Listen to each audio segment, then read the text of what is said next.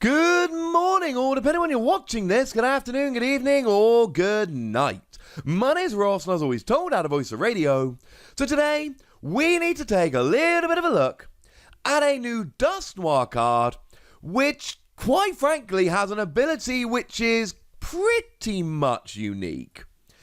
And could be an absolute game changer. Like, genuinely could be an absolute game changer. I kind of love it. Now, our translation does come from the lovely Antoine Boulet, which you probably could have guessed at this stage. Antoine's been kind of on it with the translations lately.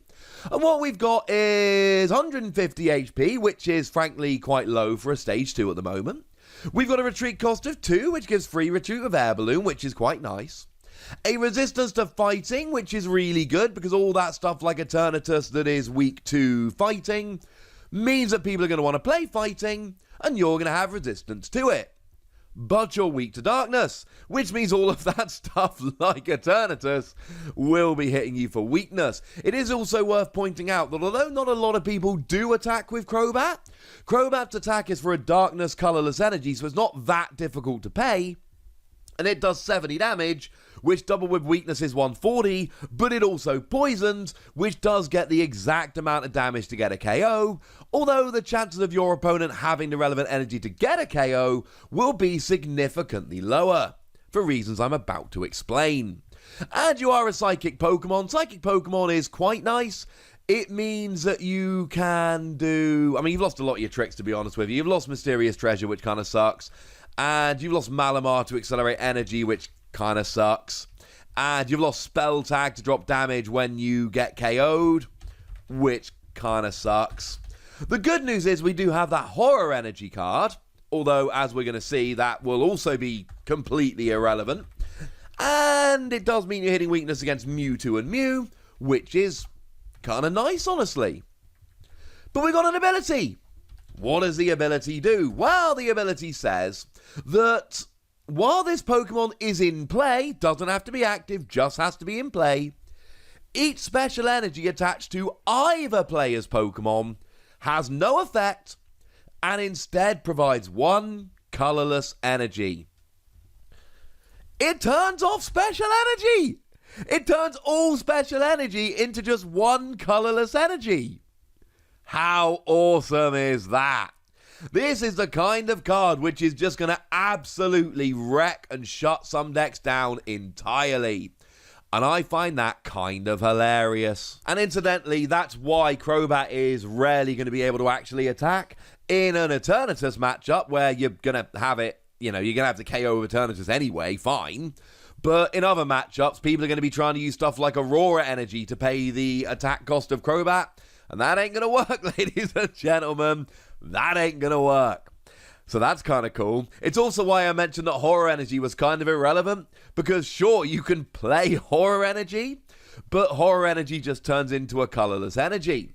And that's another thing we really need to bear in mind here. It affects you as well as your opponent. It is a double-sided thing. Now, this is a Stage 2, and I understand the general reservations people have about Stage 2s. But Dusknoir is not your average Stage 2, and I don't believe it deserves to be treated in the same way, with people contemptuously just going, oh, you'll never get it to play as a Stage 2. Because you see, we got the Duskull from Cosmic Eclipse, and fine, it'll rotate out in a year's time, but for the next year, we've got the Duskull from Cosmic Eclipse, with the ability Spirit-Born Evolution. Once during your turn, you may discard 3 cards from your hand, and then search your deck for a card that evolves from Duskull, and put it onto Duskull to evolve it. It does not say that this cannot be used the turn you put Duskull into play. It just says, once during your turn, before you attack, you may discard 3 cards in your hand. If you do, search your deck for a card that evolves from this Pokemon and put it onto this Pokemon to evolve it. So I'm fairly sure that Duskull breaks the rules of evolution, which is good. Think of it kind of like that good Alola Meowth, except you actually get to evolve into it rather than just getting the card in your hand and having to wait a turn to evolve it up, which makes a gigantic difference. Sure, you got to discard 3 cards from your hand, but I look at it like this. If I am playing a deck which has a bad matchup against a deck that revolves around or really relies upon special energy, I'm playing a 1/1/1 Dusknoir line. And what's going to happen is that I'm going to get my Dusk Goal nice and early, and whatever deck I'm playing a Quick Ball. So I can use my Quick Ball to search out Dusk Goal, I can use the ability to get Dusclops, and then I'm going to draw into Dusknoir at some point. Now my opponent can boss his orders and KO it early, which kind of sucks, but bearing in mind this is way more likely to turn into a Dusknoir than otherwise, and it's forcing your opponent to waste a boss's orders, taking out your Pokemon on the bench, whereas you get to just keep your attackers and keep on rolling. And your opponent's got to draw into that boss's orders, and they've got to get a good attacker without getting the special energy, which is not necessarily always going to be easy or work. And then, of course, if I'm playing stuff like Evolution Incense, things become very easy, because I can then use that to search for my Dusknoir. The point is, as far as Stage 2s go, you can get this into play significantly more easily and more reliably than you can with other Stage 2s, and you don't need to play Rare Candy.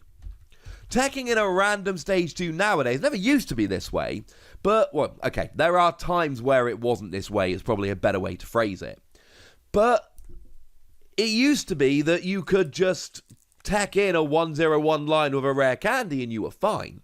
Or we were playing Stage 2 decks anyway, so you could tech in a 1/0/1 line, and instantly you can still do that in any deck playing Rare Candy.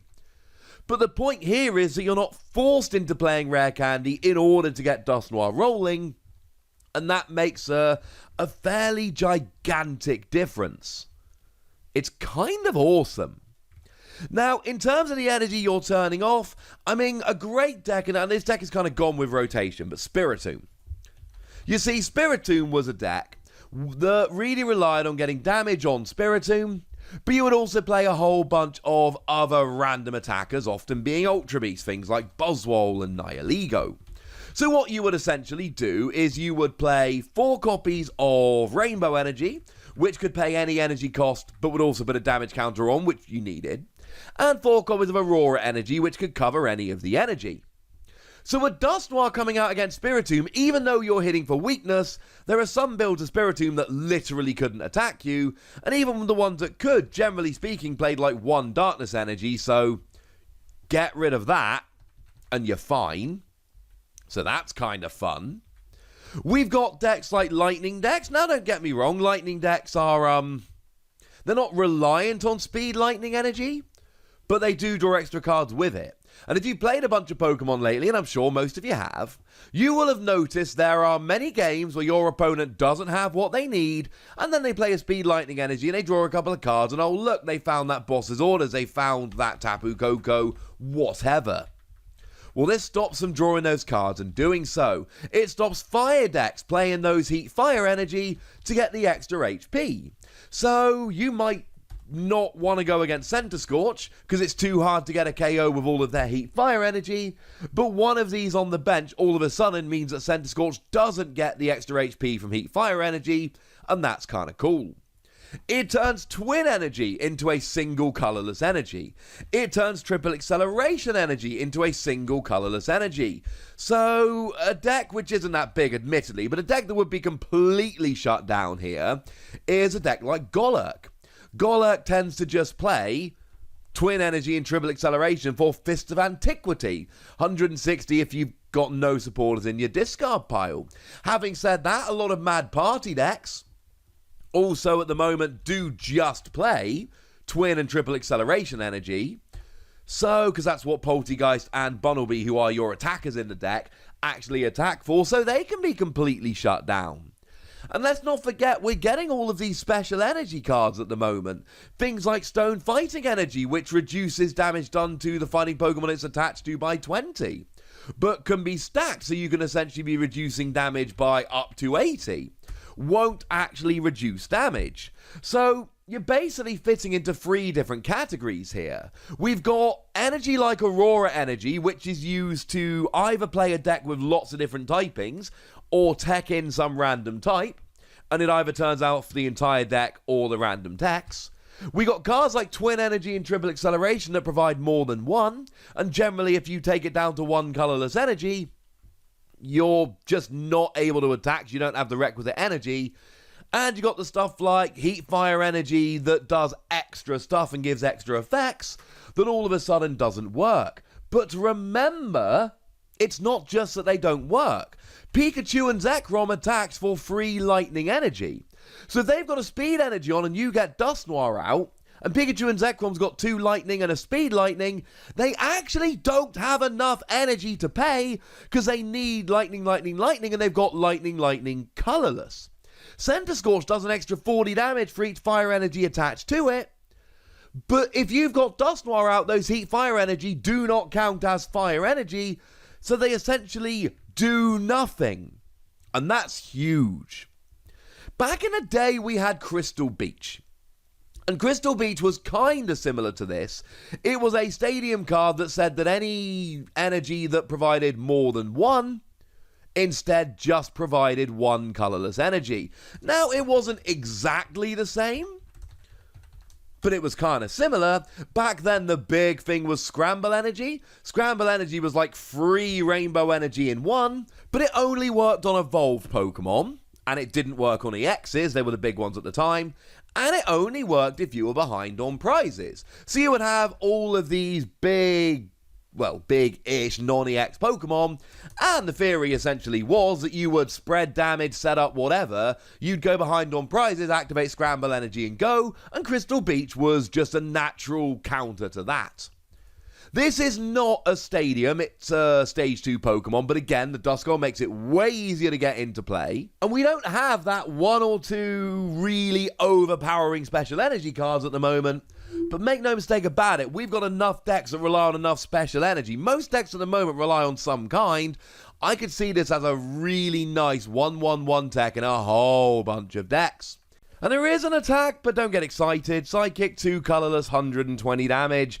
But you can't use Twin Energy, you can't use Triple Acceleration Energy, you can't use Horror Energy, and you're not getting a one-hit KO on Mewtwo and Mew because you're not doing enough damage, so fine in an emergency against a deck that can't attack, you've turned off all their energy, but I don't think good for much else.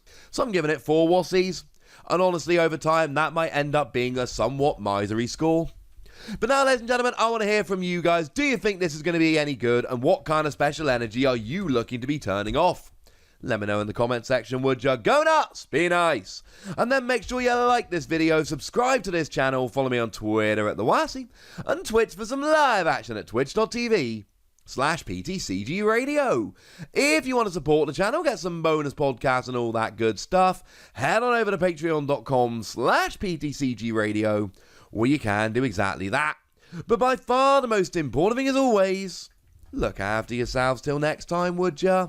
Thank you very much for watching. My name's Ross, and you've been watching PTCG Radio.